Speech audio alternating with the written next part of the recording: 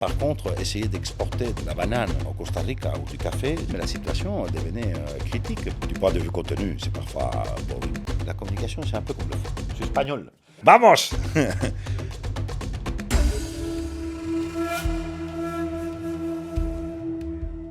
Bon, ben Javier, bienvenue dans In the Jungle. Bonjour, merci. On est content de t'avoir. Moi aussi, je suis content d'être ici. Javier, toi, tu es un expert en communication institutionnelle. Aujourd'hui, tu vas un peu nous raconter ce que ça veut dire, la communication institutionnelle. Et avant toute chose, est-ce que tu peux un peu te présenter, nous dire ton parcours, tes études? Voilà. Bon, et je m'appelle Javier Fabregas, donc avec ce nom, on peut s'imaginer que j'ai des origines espagnoles. Et j'ai fait des études en journalisme, après en communication, après j'ai fait un master en communication institutionnelle et pour me mettre à jour, un deuxième master en communication institutionnelle en ligne. Parce que je suis quand même un peu âgé et que la chose est devenue un peu plus digitale avec le temps. Et j'ai commencé à travailler en tant que journaliste à la radio, à la télé, et après, justement, en lançant les premiers portails d'information en ligne. Et après, je suis passé à la communication institutionnelle, c'est-à-dire je suis passé de l'autre côté. Je suis passé là où les fournisseurs d'informations travaillent. Donc, j'ai commencé avec les comités économiques et sociaux européens. Et après, j'ai fait quelques réseaux européens qui étaient financés par la Commission européenne. Et après, j'ai commencé à travailler en tant qu'expert indépendant pour la Commission, surtout à l'étranger, en coopération institutionnelle et coopération internationale. Et finalement, je suis venu au Luxembourg parce que justement, j'avais envie de retourner un peu vers mes sources, revenir en Europe parce que je voyageais beaucoup. Et je suis venu parce que j'ai commencé à travailler pour un projet de la BEI qui était pour la promotion des services financiers, enfin des instruments financiers auprès des autorités de gestion européennes. Voilà. Ok, intéressant. Est-ce que, donc, je retiens que tu as été aussi en partie indépendant. Qu'est-ce que ça représente, l'indépendance et l'entrepreneuriat pour toi, en quelques mots? Pour moi, c'est le courage d'abord, et c'est vouloir faire des choses parce que tu essayes de lutter pour offrir un service, pour sortir un produit, pour développer une idée. Et je pense que c'est la partie active de la société en termes de vouloir faire, d'entreprendre. Et j'ai des bons et des mauvais souvenirs en tant qu'entrepreneur parce que c'est pas toujours évident, c'est pas facile. Mais c'est toujours, ça te donne toujours l'envie de créer, de lancer des choses et d'avancer. Alors je pense que les entrepreneurs en général, ils ont le courage de faire face peut-être avec peu de moyens ou de prendre beaucoup plus de risques, aussi de leur temps. Il ne faut pas oublier que le mot négoce, ça veut dire negocium, la négation du temps libre, et qu'en fait, ils mettent tout pour que voilà, tous les autres profitent ou d'un service ou d'un produit, et c'est fantastique, c'est merveilleux. Mais c'est très épuisant et c'est quand même très compétitif. Ok, merci. Tout à l'heure, tu disais que tu avais commencé par un master en communication institutionnelle. Euh, qu'est-ce que c'est la communication institutionnelle? Comment c'était à l'époque et comment ça a évolué aujourd'hui? Bon, j'ai commencé à faire ces études qui, à l'époque, n'étaient même pas un master, étaient une spécialisation parce que c'était vraiment du nouveau. En fait, il y avait les deux communications. Il y avait la communication politique et institutionnelle.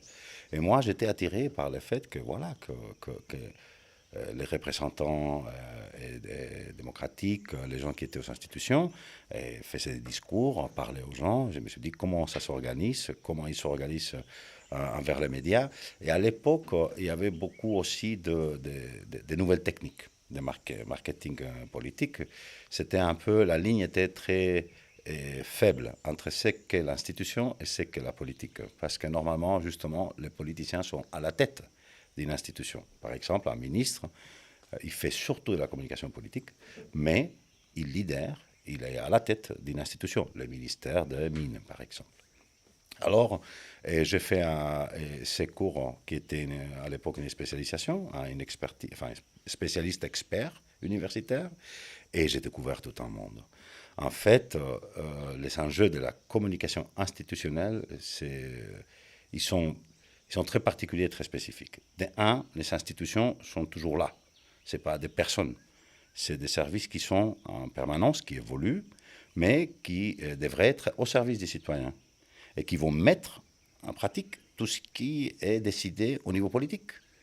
Et en fait, ils font valoir les principes des lois, mais ils les mettent en exécution. Alors tout ça comporte des enjeux très très très complexes par rapport à la communication envers le public.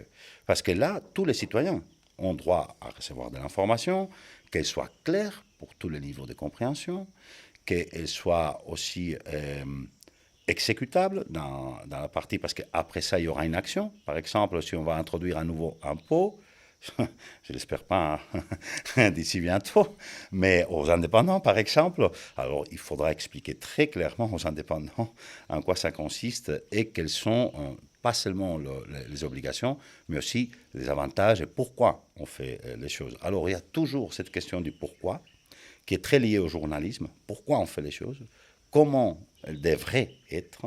Donc elle doit répondre aussi aux principes transparence, au principe on va dire, d'être fidèle à la loi, à ce qui est le mandat.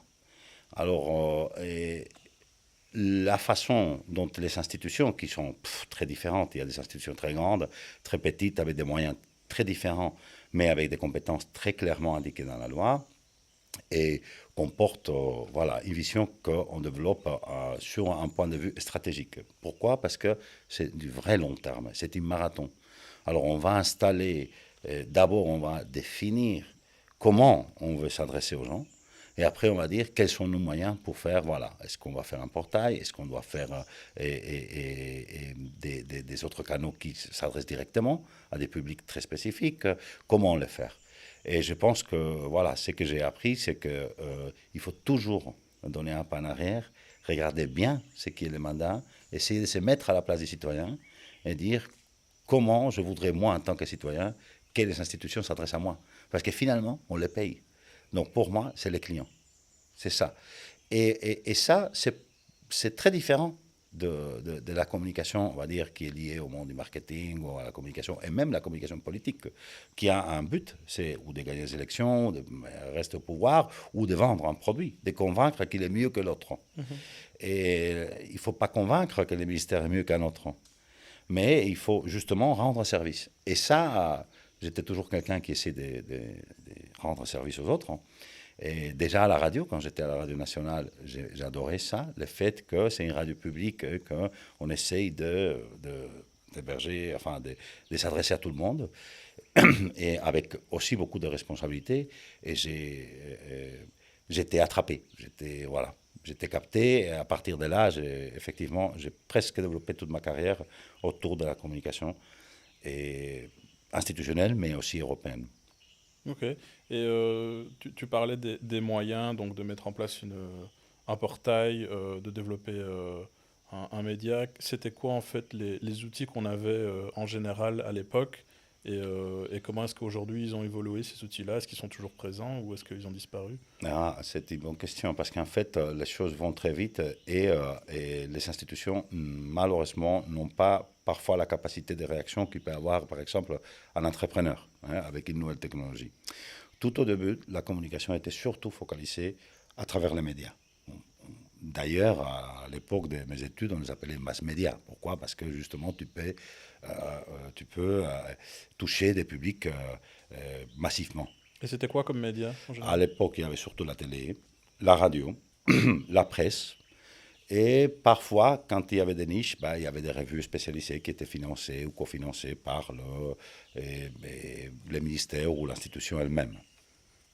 Et après, le digital est venu surtout s'installer pour l'information. En fait, tous les sites web étaient surtout des sites d'information. Bien sûr, il y avait des sites de-commerce et d'essayer de vendre, mais c'était déjà, même les paiements électroniques, c'était un rêve. Donc, en fait, l'information s'est développée très vite. Mais on voyait, c'était une réplique de ce qui existait. Tu voyais presque la même structure qu'un journal. Alors, la mentalité presse était très installée. De comment s'adresser aux gens, c'était comme si on était presque obligé de les transformer, cette communication, dans un communiqué de presse qui va se transformer ou traduire en article. Alors, oui, la télévision, la radio et la presse étaient les formats. Après, quand l'Internet est venu, il y a beaucoup d'autres médias qui se sont installés, beaucoup d'autres voix. Il y avait beaucoup plus de liberté pour dire des choses, moins de contrôle, parce que c'était des médias qui étaient moins chers à lancer, mais aussi capables d'y arriver tout de suite à toutes sortes de personnes. Alors, évidemment, ça a alerté les institutions tout de suite en disant, attention, là, on a un canal qu'on devrait utiliser majoritairement pour contacter les gens. Mais pour faire ça, il fallait être au niveau technologique. Il y avait beaucoup d'institutions. Je me rappelle quand j'ai commencé au Comité économique et social européen, c'était 2002. Il y avait 4 directions au sein du comité qui n'avaient même pas d'ordinateur. Alors, tu vois, déjà, il faut d'abord s'informatiser pour comprendre que tout ce volume d'informations peut après se traduire ou peut se convertir dans des informations qui soient digérables par le public.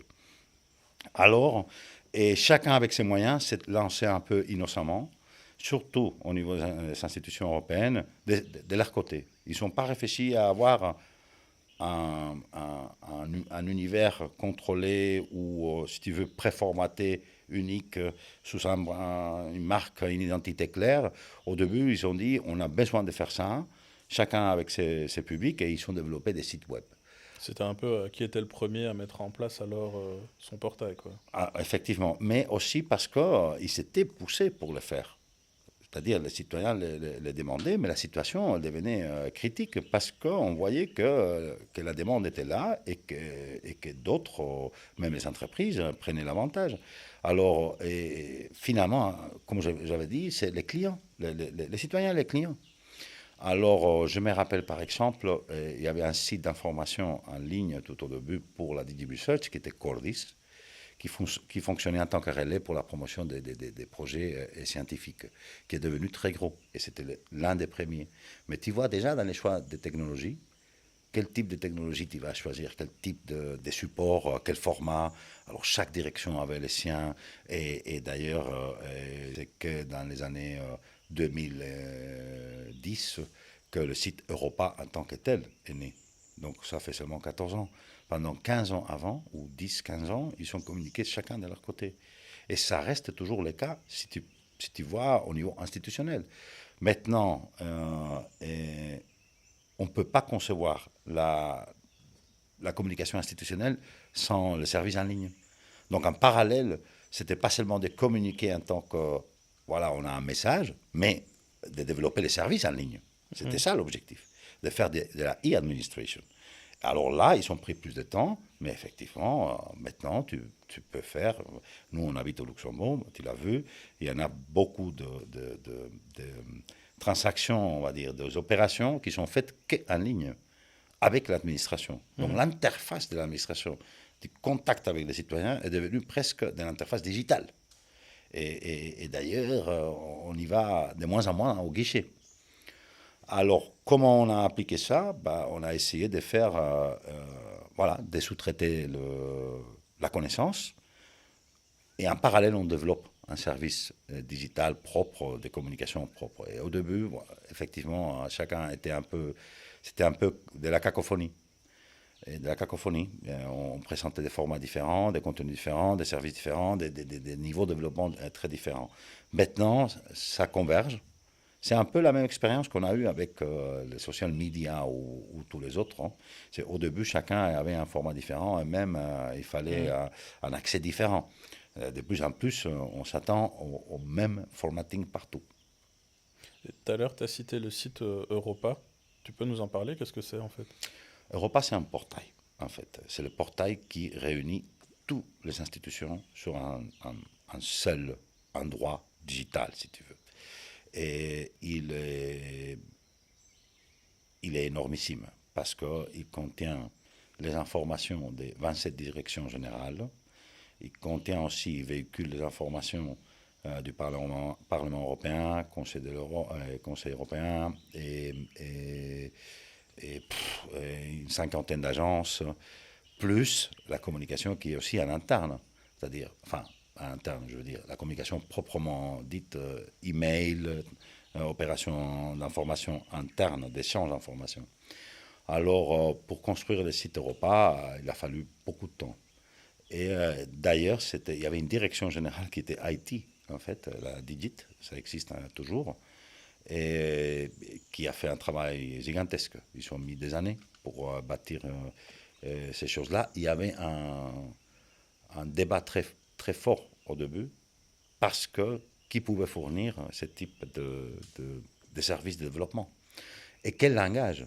Finalement, peut-être c'est une décision que des gens n'ont pas compris très bien au début, ils sont pariés pour les open source.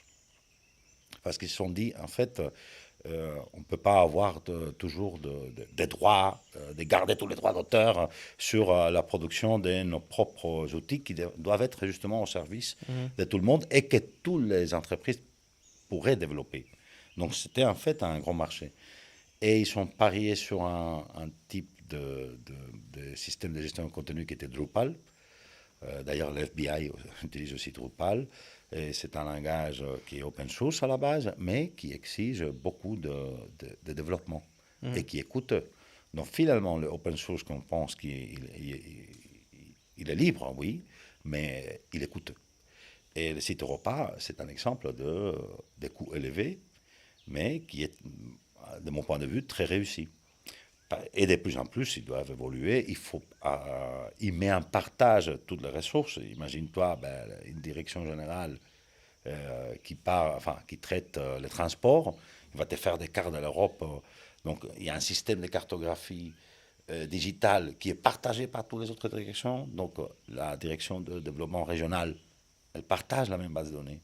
Et tout ça qui est de l'invisible est énorme. Moi, j'avais participé récemment à alimenter, à développer une partie qui était très intéressante pour les entrepreneurs, qui était sur le commerce international. La DigiTrade, qui est la direction générale qui fait le commerce, avait développé une plateforme qui s'appelle Access to Markets. Et elle avait, dans les 6 premiers mois, 3 millions de visites. Et qu'est-ce qu'on trouve sur Access to Markets? Eh bien, c'est toutes les règles, parce que l'Europe, c'est surtout la réglementation, la loi, les mesures. Qu'est-ce qu'un exportateur doit connaître en termes de techniques pour pouvoir exporter ou importer leurs produits en Europe ou depuis l'Europe. Et les conditions sont très spécifiques par produit, par catégorie. C'est un univers, c'est une énorme base de données. Et oui, là, c'est du technique et c'est pas très appealing. Alors, nous, on a développé des pages par pays. Et on a essayé de faire une vision plus proche des citoyens, de comprendre, parce que tout le monde, quand il se lance à la première fois, on a tous des rêves, on est un peu tous un peu naïfs, innocents. Je veux exporter en Amérique, je veux faire des choses un peu partout. C'est ça la vie. Et on expliquait, voilà, et pour les pays de l'Amérique centrale, parce qu'on avait un projet avec l'Amérique centrale, qu'est-ce que le pays? Qu'est-ce qu'il consomme? Qu'est-ce qu'il fait? Qu'est-ce qu'il produit surtout? Et de quoi il a besoin? Comme ça, tu as une idée tout de suite.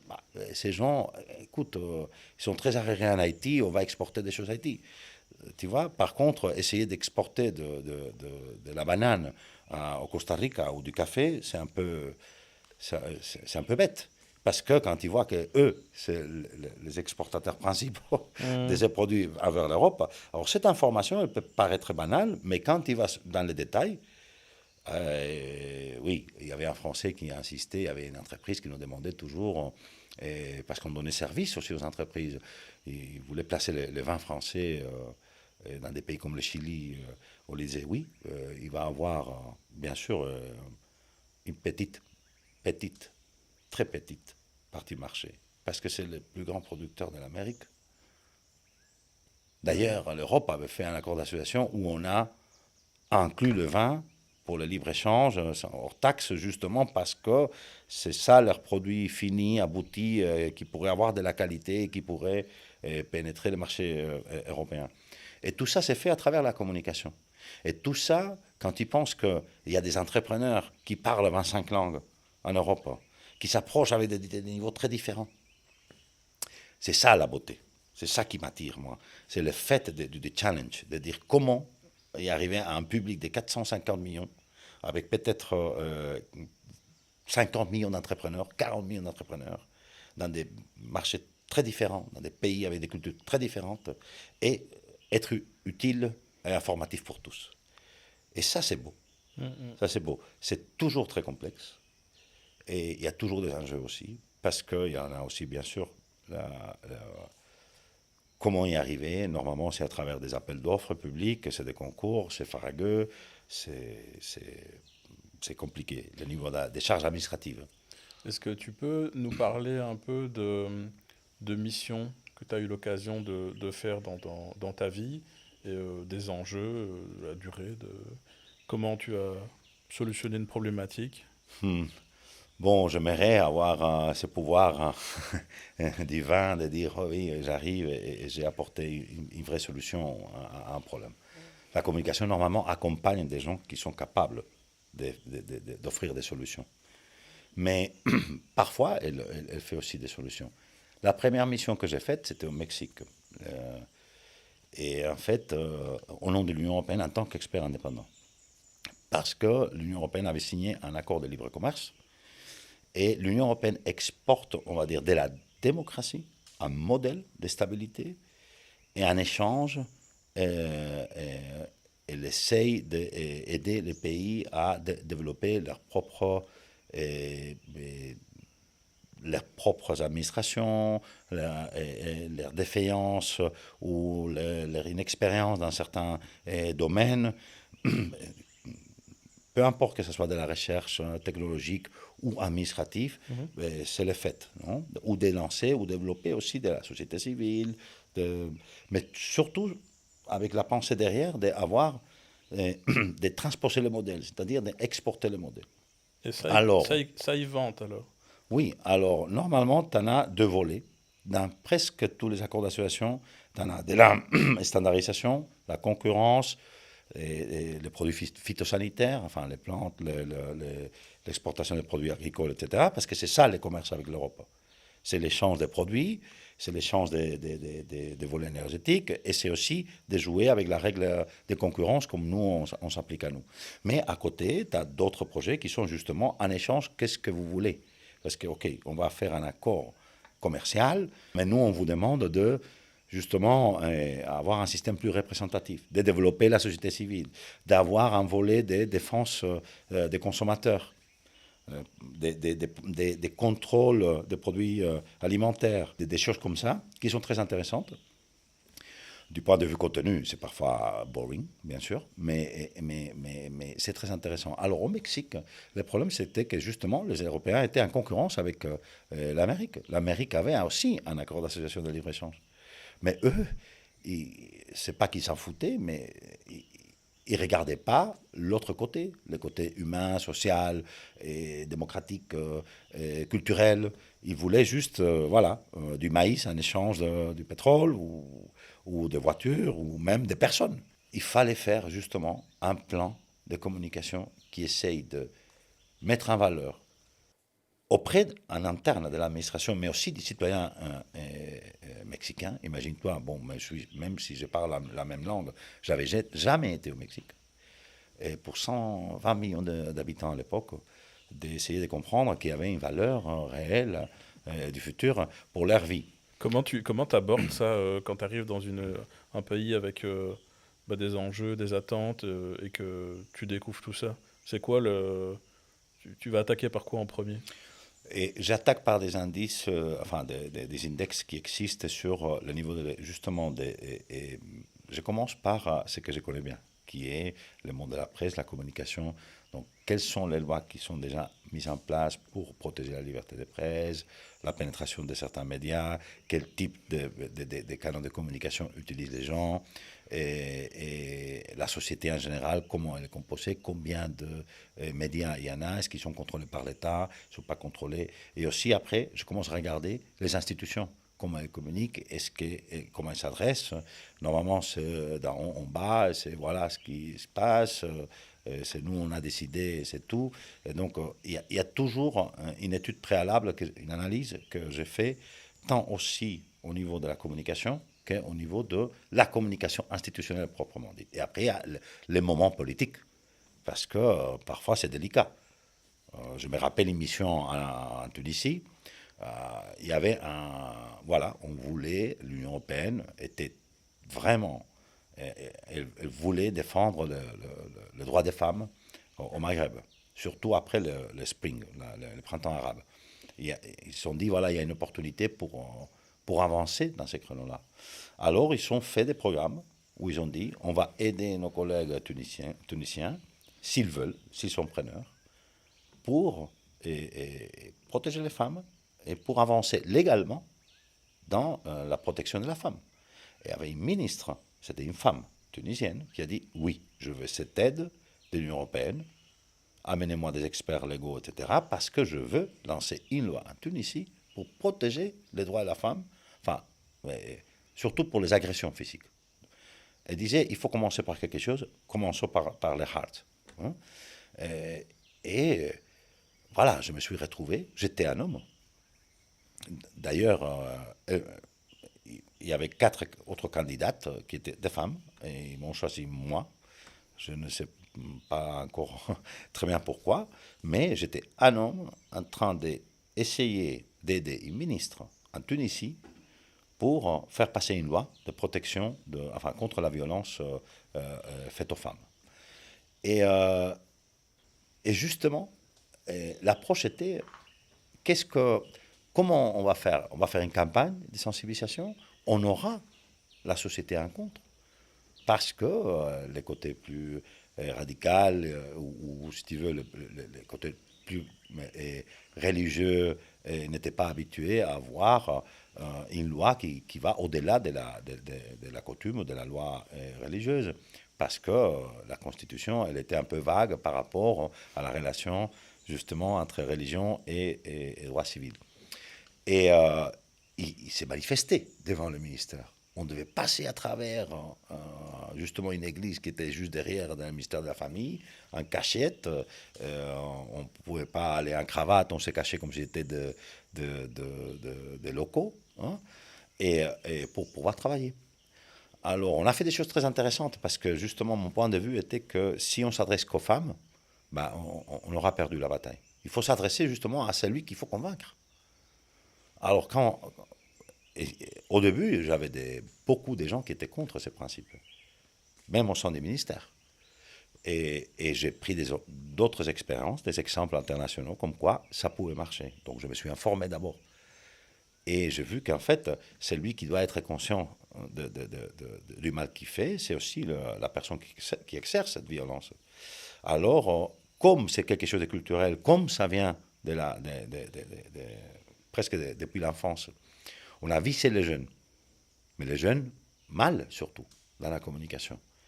Justement pour essayer qu'ils changent leur optique et qu'après, ils ne font pas trop de pression pour comprendre que ça peut être du bien, de protéger leurs sœurs, leurs mères, leurs tantes, leurs femmes, leurs filles. Et on a fait des choses très intéressantes. Et aujourd'hui, le projet, il est devenu quoi? Tu as encore un historique dessus? Oui, et malheureusement pour moi, les missions sont très courtes, parfois c'est 4 semaines, 8 semaines, et la plupart du temps, et après je reviens chaque 6 mois ou chaque année pour revoir et voir si les indicateurs, si tout va bien, quels sont les problèmes, comment est-ce qu'on peut régler un peu la chose. Normalement, je prépare une stratégie, un plan, je propose, les parties se mettent d'accord, après il faut un budget et on lance un appel, on prépare un appel d'offres, c'est-à-dire on prépare un contrat pour qu'une boîte locale puisse faire une campagne ou accompagner le bénéficiaire, dans ce cas-ci le ministère de la Famille, de la Femme et de la Famille, pour justement faire toutes ces actions. Mais ça a été une réussite. De un, on a vissé sur les réseaux sociaux. Parce que la presse était complètement politisée. Mhm. Donc, mettre, d'accord, on a fait bien sûr, on a traité la presse, mais ce n'était pas notre objectif. Parce que les gens se communiquaient entre eux. Avant de venir en Tunisie, j'ai fait justement un bilan de l'utilisation, enfin, l'usage des réseaux sociaux. Il y avait plus de profils que d'habitants en Facebook. Donc il y avait 12 millions de profils et il y avait 10 millions d'habitants à l'époque. Et je me disais pourquoi. Ben, les gens ici en Europe, ils me disaient mais oui, mais il y a les entreprises, les autres. Je dis non, non, attends, c'est pas possible. Qu'est-ce qui se passe? Et en fait, il y avait beaucoup de femmes et même d'hommes qui construisaient une deuxième, un profil avec un autre nom qui était faux pour avoir la liberté d'expression et Ok. pour échanger. Alors en fait, il y avait un double de virtuel pour pas toucher la famille, pour pas être critiqué, pour pas être soumis à la pression, à la censure, etc. Alors je me suis dit, les gens sont désespérés pour pouvoir communiquer et c'est là que ça se passe. Alors on a fait toute une campagne. Hein. Mais après on s'est dit, bien sûr, il faudra aussi faciliter les contacts avec les victimes. Alors pour les victimes, on a fait une application qui était des recettes euh, pour qu'elles ne soient pas soupçonnées, parce que la plupart d'entre elles, leur téléphone était contrôlé par le mari. Ok. Alors on a fait une application qui était cuisine. Enfin, des préparations d'apprentissage de cuisine, plats typiques, traditionnels, etc. Et avec une combinaison de menus, il y avait un message qui arrivait dans une cellule de suivi dans le ministère et qui disait voilà, là, il se passe quelque chose de grave. C'est génial ça. C'est un peu comme ce qu'on voit dans certaines expériences sociales sur les réseaux sociaux avec certains. Il y avait ça pendant le Covid avec à la pharmacie où Oui, les femmes pouvaient demander un type de masque ou de médicament, je sais plus. Et du coup, le pharmacien, en regardant, pouvait voir bah, que c'était un appel à l'aide, en fait, etc. voilà. Et en fait, justement, en fait, cette idée a été copiée dans d'autres scénarios, parce que les experts en partagent. Moi, j'ai aucun problème. C'est pas une idée superbe qui est venue de moi. C'est que, bon, c'était toute une équipe. Voilà, tu travailles, ça, on pose des idées, et finalement, ça a cristallisé. Pour les cas tunisiens, c'était clair que la cuisine était reliée au monde de la femme, parce qu'il y a d'autres sociétés, c'est pas le cas. Mhm, mhm. C'est les hommes qui cuisinent, même si c'est machiste. Hein, ça arrive au Mexique, on n'aurait pu pas faire pareil, tu vois. Donc c'était très spécifique. On a analysé vraiment les types de créneaux, on avait donné approximatifs, on a travaillé avec les associations de protection des femmes, et les agents locaux, les gens qui connaissaient bien le terrain. On avait donné, mais surtout on avait des aperçus là où il faut rentrer pour communiquer. Et tu vois que c'est la communication institutionnelle, parce que c'est le ministère qui est lié à un ministre, qui veut passer une loi, qui s'approche des citoyens de la meilleure manière possible pour dire attention, on vous protège, mais en même temps, on recueille toutes ces données et on compile, et avec ça, on peut construire, on peut bâtir le futur. L'un des problèmes aussi de la communication institutionnelle, et peu importe que l'idée soit bonne ou pas, c'est qu'en fait, on perd le cumulé. Maintenant, aujourd'hui, il y a Big Data et tout ça. Sans data, il n'y a pas Big Data. Il n'y a pas d'analyse. Alors, il faut d'abord structurer les données et pouvoir les recueillir et avoir tous ces profils. Bien sûr, tu vas me dire, à travers les réseaux sociaux, on a cet avantage ou à travers l'Internet. Mais il y a d'autres endroits où on n'a pas ça. Et c'est là que ça se passe. Alors, j'ai vu qu'il y a des expériences pareilles, tu me l'as dit, en pharmacie, mais aussi dans d'autres, par exemple par la drogue, le problème d'alcoolisme, et tout ça. Mais il y a aussi des petites applications qu'on a fait pour demander de l'aide, tout en gardant l'allure que rien ne se passe. Et des produits comme ça, comme les applications, est-ce qu'il y a est-ce qu'elles sont mises en commun pour d'autres pays européens ou d'autres pays tout court? Est-ce qu'il y a une marketplace avec tous les petites applications qui ont été développées pour des problématiques spécifiques qui sont mises à disposition? Ou est-ce Hmm. que c'est, encore une fois, chacun de son côté et puis... Hélas, c'est chacun de son côté parce que, en fait, l'Union européenne est est le plus grand, le plus grand acteur de la coopération internationale. Alors, elle a déjà des problèmes pour faire une communication, ne fût-ce que de base, sur sa propre image. Ça reste que l'emblème, 3 messages génériques.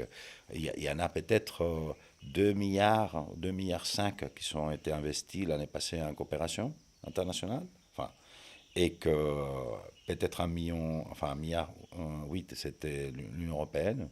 Mais tu peux compter le nombre de projets dans des centaines de milliers. Alors, l'échange d'expérience, parfois, ça ne se fait pas seulement justement à travers les experts ou les gens qui se connaissent, mais c'est vraiment compliqué. Et on a essayé, par exemple, de mettre de plus en plus, enfin, de mettre de plus en plus de pays pour que justement il y en a cet échange. J'ai travaillé dans beaucoup de projets qui étaient en fait des instruments qui étaient les mêmes. Donc on a commencé à l'envers. À la place d'attendre qu'il y ait des idées et les collecter, on va mettre tous les pays d'abord, tous, dans une même enveloppe, pour travailler ensemble. Comme ça, il y a un échange direct. C'était un raccourci. Mais parfois, des expériences sont... Voilà. Et même dans le même pays et avec le même ministère, j'ai vu des répétitions. Je me suis dit, comment est-ce possible? Ça fait 5 ans, 10 ans seulement. Et ça, c'est un gros problème. Ils font des efforts au niveau de l'Union européenne pour y arriver. Ça serait une bonne idée d'avoir un marketplace public où on peut. Il y en a des bases des données pour recherche, c'est sûr, pour des projets. Cordis et le research, ça marche très très bien. Même le European Innovation Council, il a mis un système où on peut aller voir qu'est-ce que les autres startups ont fait. On a la fiche projet claire avec les parties prenantes, quel était l'objectif, les résultats. Donc il y en a des énormes bases de données sur ça, qui sont très statiques. Mais c'est par rapport à l'information et pas par rapport à l'application, aux choses qu'on a fait. Donc il faut lire, il faut chercher, il faut les idées. Et parfois, on ne sait même pas où chercher. Oui, il y a ce partage des connaissances, mais il est très passif. Et effectivement, ils cherchent à avoir un peu plus de... Il y a des projets maintenant qui sont, par exemple, le Business Getaway, qui est à la mode, qui en fait, c'est la trade diplomacy. On y va à l'extérieur, on va faire des avenues des échanges où il y en a des foires, et les gens échangent. Et là, c'est beaucoup plus proche de l'entrepreneuriat, tu vois. Ça fait des foires. Mais effectivement, il n'y a pas une capitalisation réelle sur certains instruments. Et d'ailleurs, une des problématiques, c'était qu'à chaque fois, il fallait créer un logo de chaque projet. Et moi, je disais, avec le nom du projet. Et le nom du projet était un nom administratif qui parfois prenait 3-4 lignes. Mais, et alors, c'était l'acronyme. Tu vois, moi, je fais les P3A Algérie. C'était quoi les P3A? C'était le programme d'appui à la mise en œuvre de l'accord d'association. Alors, pourquoi P3A? Parce qu'il y avait, excusez-moi, 3A. Appui, accord et association. Alors, comment tu veux que ça parle aux gens?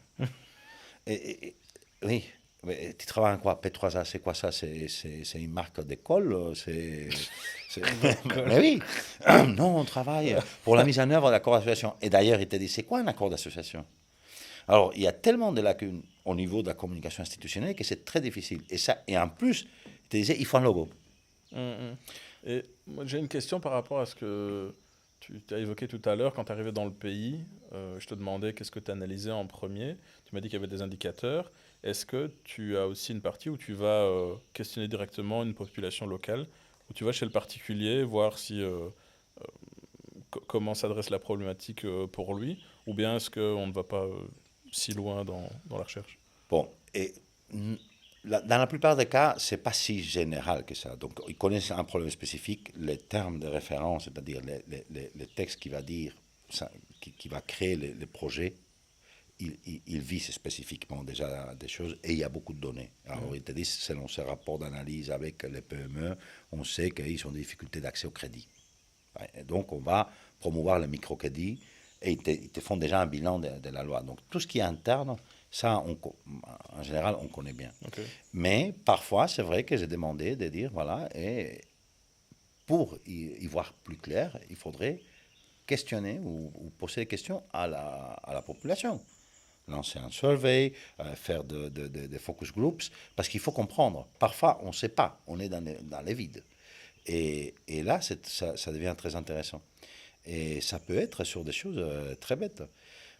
À l'époque, j'avais fait un pour Honduras, c'était sur la qualité, mais l'infrastructure qualité que personne ne connaît. En fait, c'est les normes, c'est la standardisation, c'est qu'est-ce qu'on appelle normalisation en français. Et après, il y en a aussi l'accréditation. L'accréditation des labos qui font des tests, qui vérifient par rapport aux certifications.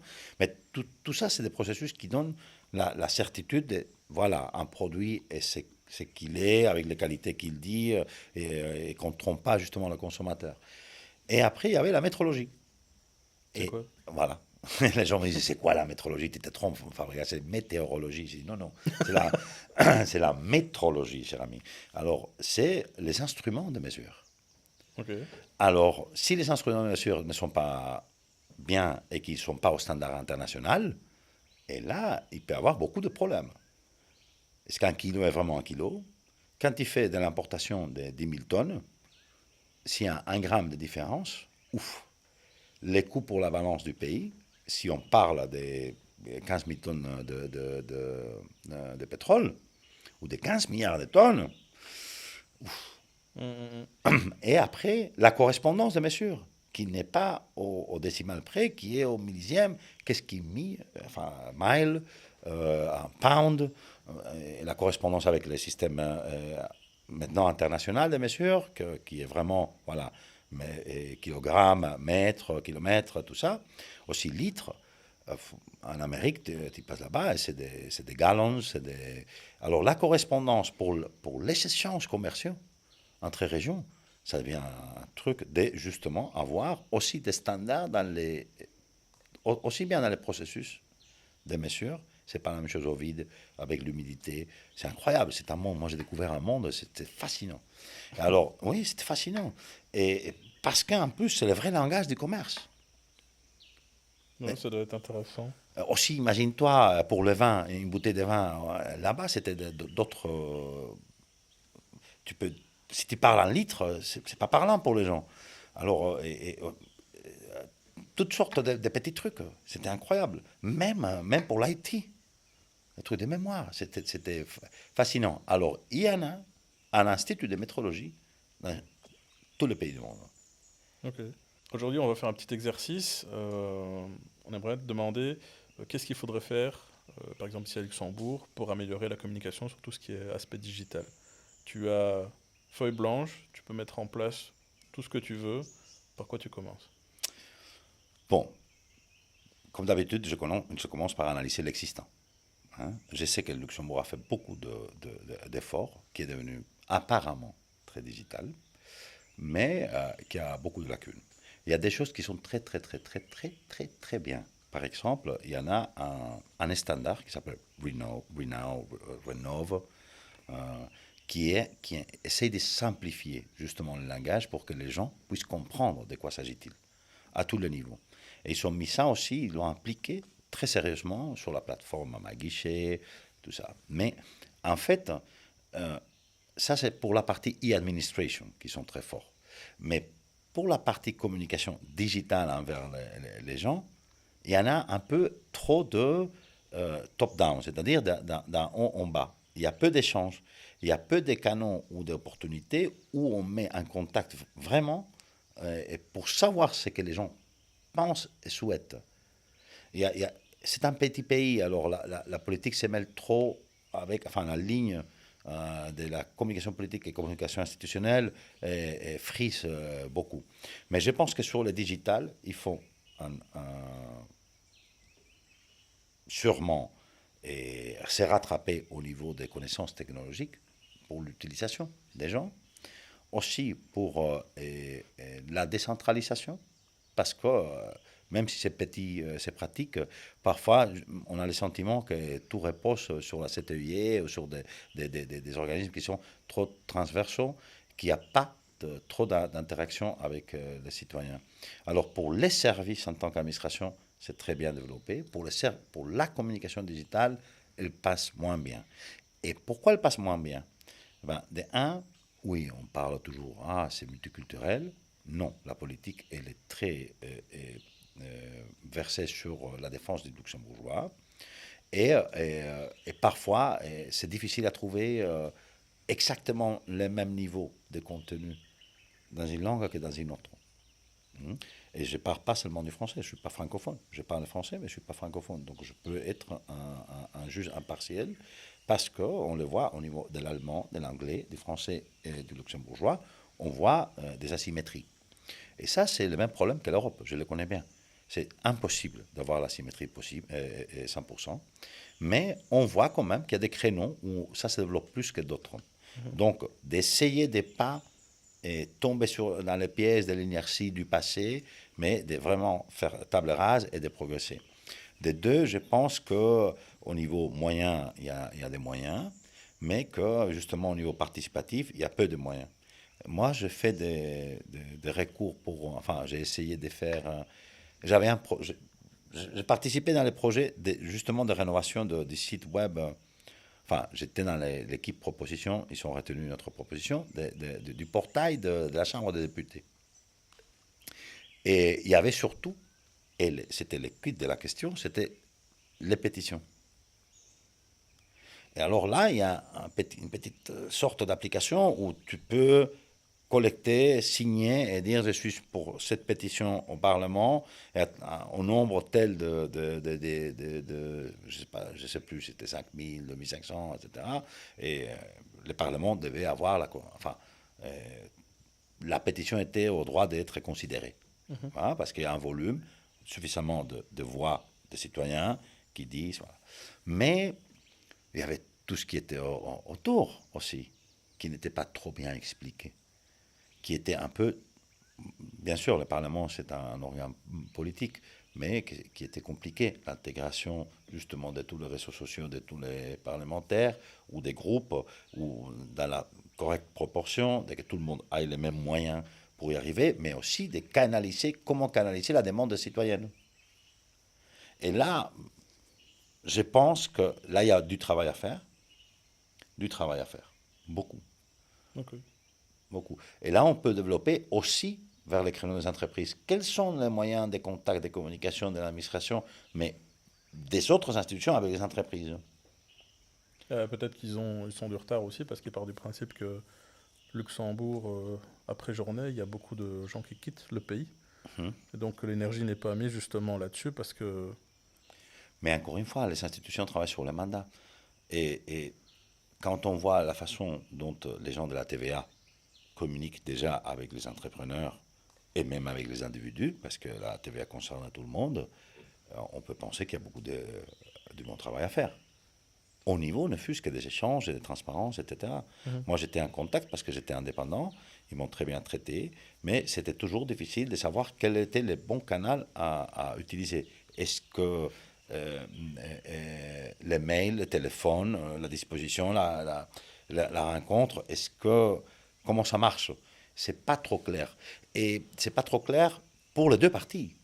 Parce qu'il y a des gens qui préfèrent envoyer un mail, je suis très digital. Les autres disent non, je préfère que vous envoyez tout en papier parce que finalement, l'autre jour, j'étais avec quelqu'un des taxes et il m'a expliqué. J'ai dit voilà, vous avez progressé parce que cette année, on peut faire la déclaration en ligne.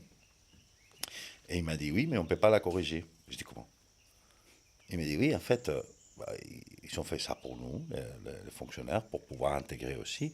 Mais finalement, comme digitalement, les citoyens n'ont pas encore le droit d'introduire exactement une correction après déposition. Ils doivent nous l'envoyer et finalement, nous, pour la mettre dans le système, même s'il peut le faire, c'est du fictif, c'est-à-dire il peut le faire, mais en fait, ça tombe chez un fonctionnaire qui doit imprimer sur le modèle ancien, réécrire la donnée, ressaisir la chose et la mettre dans le système. Ouais, ok. Donc, alors, la perception du citoyen, c'est que l'État a fait un gros effort pour mettre justement, faciliter, mais est-ce qu'au niveau administratif, en interne, institutionnel, est-ce que ça marche? Tu vois, c'est un clair exemple comme quoi il y a encore du travail à faire. C'est par rapport à d'autres pays, et bien sûr, on ne parlons plus en dehors d'Europe, c'est très développé. Mais quand tu vois d'autres pays qui ont eu l'avantage de ne pas avoir tellement d'administration au début et qui font les sauts du gap technologique ou administratif beaucoup plus rapidement.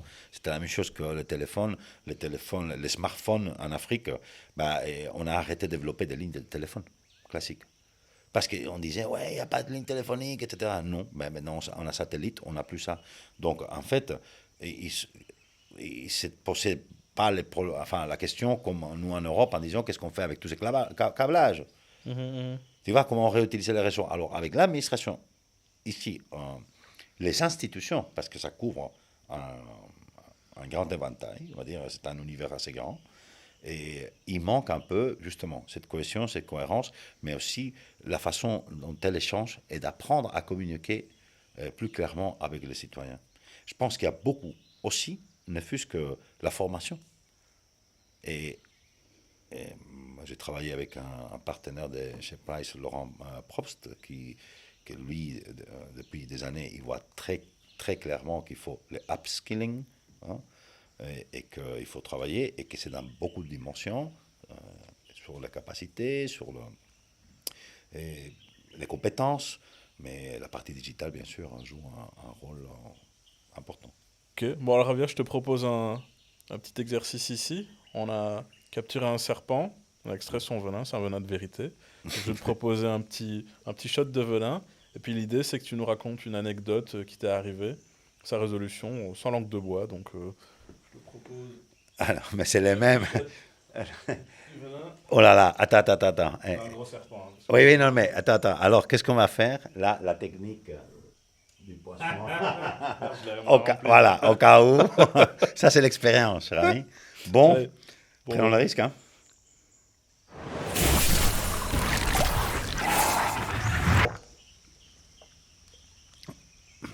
Il n'y a pas venin ici. Hein? Il y a pas, c'est pas, no es veneno. C'est pas mauvais, merci. Alors là, je vais tout raconter. Je vais tout dire. C'était triste, ouais. Des anecdotes. Bon, presque chaque projet, j'ai des anecdotes qui pourraient faire rire, mais il y a quand même des choses confidentielles. Mais une récente qui m'est arrivée, vraiment. Enfin, c'était plusieurs dans la même semaine.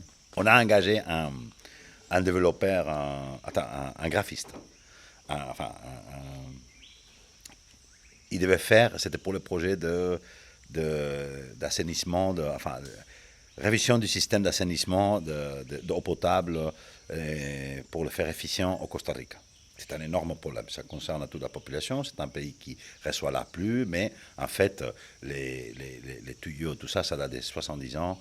Les réseaux est complètement pourri. Il faut revoir, mais aussi de trouver un système qui soit équilibré, parce que là, c'est presque des ressources naturelles. Alors, on a fait, parce que j'aime bien toujours essayer de promouvoir ou d'aider l'entrepreneuriat local, mais on a dit, on lance un petit appel d'offres, enfin un concours pour que quelqu'un puisse faire les logos du projet et un peu la ligne graphique, tout ça.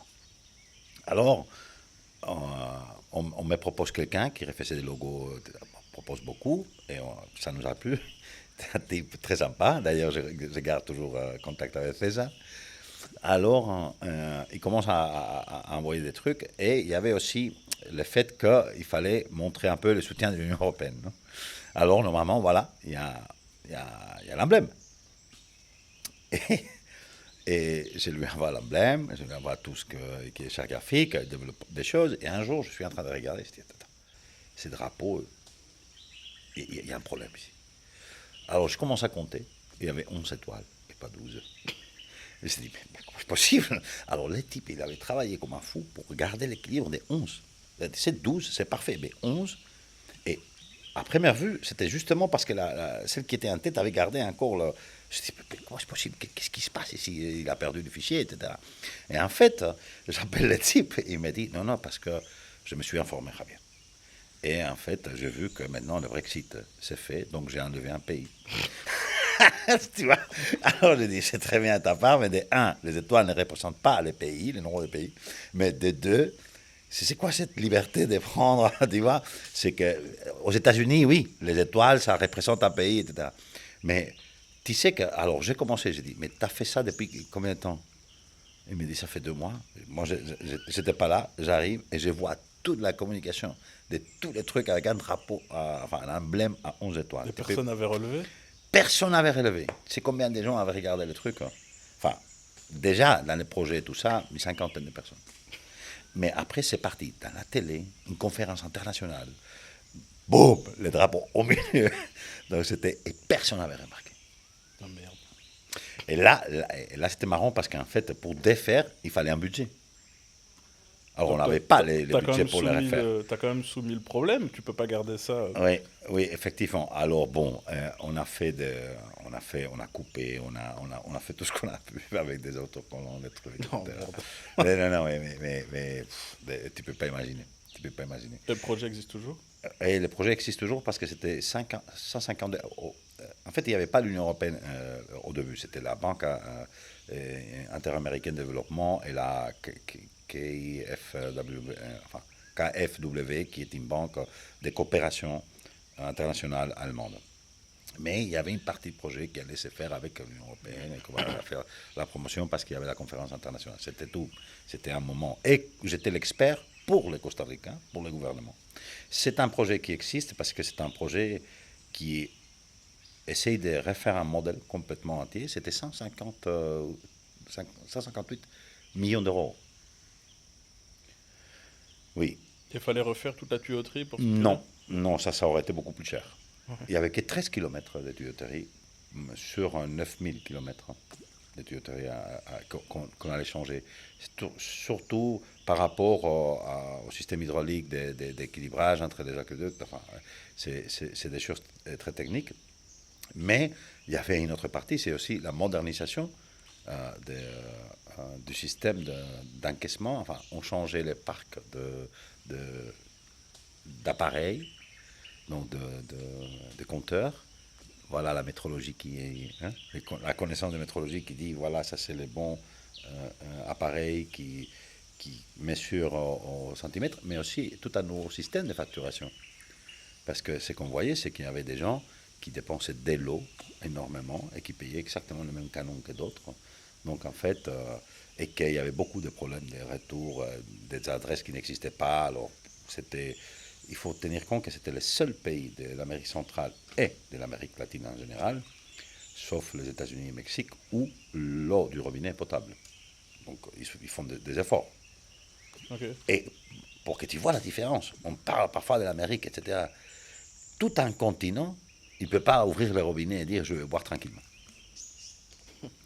Et ça, en Europe, on peut dire oui, il y a des excès de chlore, des trucs, etc. Mais oui, on se paye des bouteilles de Rochefort quand on a un produit de luxe à la maison.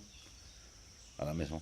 Et ça, c'était une anecdote. Bon, des choses comme ça sont arrivées dans beaucoup de projets, mais celle-ci, je me rappelle, il y avait une autre quand on a fait la campagne de prévention du tabagisme pour les jeunes. Ils ont insisté tous les experts toxicologues, n'utilisez pas l'humeur, etc. Bon, finalement, ils ont insisté pour faire pour les jeunes quelque chose qui était marrante. Et ils ont fait comme quoi, à la place d'une cigarette, c'était un poireau.